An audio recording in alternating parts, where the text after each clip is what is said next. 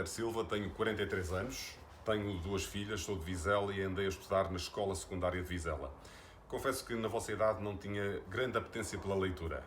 Quando muito sabia as histórias do tio Patinhas e do Pato Donald, que lia aos quadradinhos, porque na altura não havia telemóveis, nem sequer smartphones e, portanto, nós entretínhamos-nos a ler banda desenhada em livros impressos. E, portanto, eu lembro-me que na altura fazia coleções de livros de banda desenhada e era esses que eu lia quando tinha aproximadamente 8, 9, 10, 11 anos. Há um livro que me marcou muito e que eu li quando tinha aproximadamente 13 anos e que acabou por me afastar um bocadinho da leitura. É um livro chamado Os Filhos da Droga, da Christiane F. É um livro muito intenso e muito denso e que na altura me foi oferecido, julgo, por uma prima mais velha, precisamente para me afastar do mundo da droga. É um livro que retrata a história de uma jovem que aos poucos se mete na droga e acaba por destruir a própria vida por causa da droga. Esse livro marcou-me de tal maneira que me afastou em definitivo do mundo das drogas, felizmente, mas acabou por me afastar também um bocadinho da leitura e, portanto, durante alguns anos eu acabei por não ler muita coisa. Sendo que quando voltei a ler, e alguns anos mais tarde, praticamente devorava livros porque percebi o quão importante é nós lermos a mais-valia que nos traz a leitura de livros impressos em papel, hoje em dia podem ser em formato digital, podem ser de qualquer maneira. Mas ler é muito, muito, muito importante. Eu tenho comigo alguns livros que eu já li. Comecei por ler livros mais pequenos, não tão densos, mas acabei por ler muitos. Li, por exemplo, Gabriel García Márquez. Eu li os livros todos de Gabriel García Márquez, mas comecei por este, Crónica de uma Morte Anunciada. É um livro de fácil de leitura e que não tem assim tantas páginas quanto isso e que faz com que tenhamos o gosto pela leitura. Depois lembro-me de ter lido este livro, O Velho que Lia Romances de Amor, do Luís Sepúlveda. Foi um livro também que gostei muito. É mais uma vez um livro pequenino e que de alguma maneira vos vai atrair de alguma maneira para a leitura. O livro que acabei por ler mais tarde e que me marcou muito acabou por ser o livro que me apaixonou em definitivo pela leitura. Foi um livro da Isabel Allende, chama-se De Amor e de Sombra. É este livro que eu tenho aqui, já ainda o tenho comigo há muitos, muitos anos, que é a história que de alguma maneira me prendeu. Eu acabei por estudar até o livro e coisas relacionadas com o livro. Eu também li os livros todos, ou praticamente todos, não li todos porque não li os dois últimos, da Isabel Allende. São escritores sul-americanos, quer ela, quer o Gabriel García Márquez, mas a literatura sul-americana é uma literatura que eu gosto muito, muito, muito, sem menosprezar a literatura portuguesa. Há um livro que eu recomendo a todos. Eu já o li, porque é do Gabriel García Márquez e, como disse, eu já os li todos, que se chama 100 Anos de Solidão. Este livro é um livro genial, é um livro brilhante e é quase uma leitura, é um clássico, é um livro de leitura obrigatória. É evidente que aos poucos nós vamos ganhando o amor pela leitura. Eu li este do Gabriel García Márquez, li todos os outros e depois acabei por ler um livro autobiográfico do Gabriel García Márquez, que este sim é muito grosso e muito denso, tem julgo 600 e tal páginas. Deixem-me confirmar, também vos digo com rigor, tem 579 páginas. O livro chama-se Viver para Contá-la. É basicamente um livro da história, muito autobiográfico, da história da vida do Gabriel García Márquez, que foi escritor, foi Prémio Nobel da Literatura, mas antes disso foi jornalista.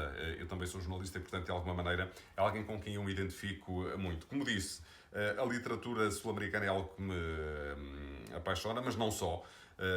Gosto também da literatura de outra origem. Artur Pérez Reverte é um autor que eu adoro. Este livro chama-se Um Dia de Cólera. Retrata-se, pode dizer, a Guerra Civil Espanhola. E vocês ficam com uma ideia do que é, ou do que terá sido a Guerra Civil Espanhola.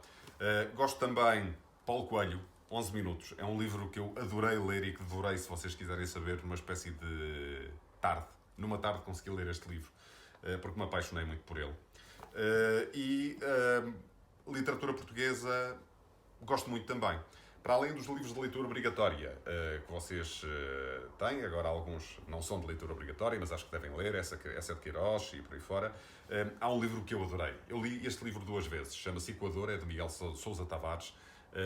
Eu adorei este livro. É um livro que retrata as ex-colónias portuguesas e a vida classe... como era a vida lá, na altura. Acho que vale a pena ler para se perceber o que foi o país à distância, o que foram as colónias, o que foi Portugal lá fora e a forma como nós tratamos, às vezes, muita gente, dá-nos alguma dose de tolerância que nós muitas vezes não temos. Depois quis saber mais sobre a história do país, da história de Portugal, sendo completamente apartidário, ou seja, não é relevante se o Mário Soares foi muito importante, ou se o Sá Carneiro foi muito importante, ou se não foi, mas tal como li, tal como conheci Mário Soares ainda em vida e acompanhei grande parte do percurso dele, não tive a oportunidade de acompanhar o percurso de Francisco Sá Carneiro. E então li um livro biográfico de Sá Carneiro, que também é muito denso, mas é um livro genial. Foi escrito pelo Miguel Pinheiro e é basicamente a história de vida de Sá Carneiro e de que forma é que ele foi tão relevante na história do nosso país. E, portanto, é um livro de leitura quase obrigatória para quem quer perceber o Portugal dos tempos de hoje. Não posso acabar este vídeo sem vos mostrar o livro que mudou a minha vida. E, portanto, foi de facto um livro que fez com que a determinado momento da minha vida eu tivesse parado. E tivesse parado para pensar, se assim se pode dizer. Esse livro foi escrito por uma escritora chamada Susana Tamaro. Chama-se Vai Aonde Te Leva o Coração.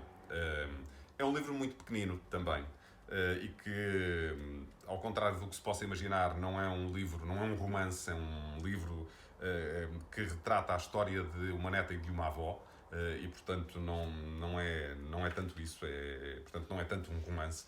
Mas há 2 parágrafos finais do livro que eu praticamente memorizei e que foram tão marcantes, que tornaram que este livro fosse o livro da minha vida, se eu posso dizê-lo assim. Eu posso partilhar convosco esses 2 últimos parágrafos e talvez vocês consigam perceber porque é que este livro foi tão relevante. Quando te sentires perdida, confusa, pensa nas árvores. Lembra-te da forma como crescem. Lembra-te de que uma árvore com muita ramagem e poucas raízes é derrubada à primeira rajada de vento.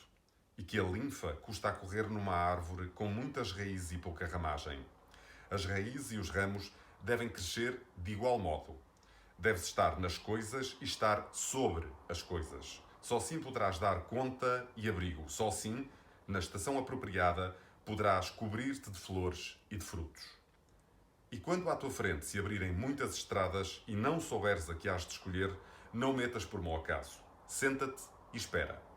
Respira com a mesma profundidade confiante com que respiraste no dia em que vieste ao mundo e sem deixares que nada te distraia. Espera e volta a esperar.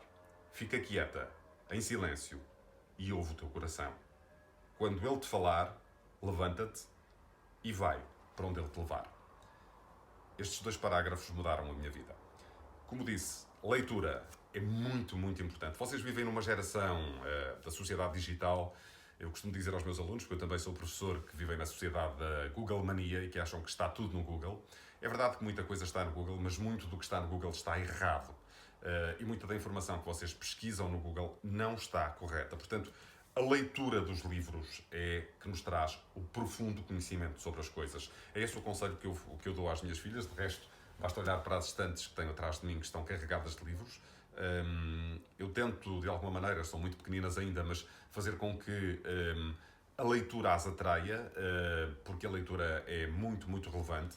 Mas há um conselho que eu não quero deixar de vos dar e que é muito, muito relevante em relação, não apenas a vocês, mas em relação à cidade onde vivem, ao país onde vivem, que tem a ver com o acompanhamento e a leitura da atualidade. A maior parte dos jovens afastou-se, em definitivo, das notícias. Acham que as notícias são todas a mesma coisa, e são sempre más, e são sempre sobre guerras, e isto, e aquilo, e aquilo outro.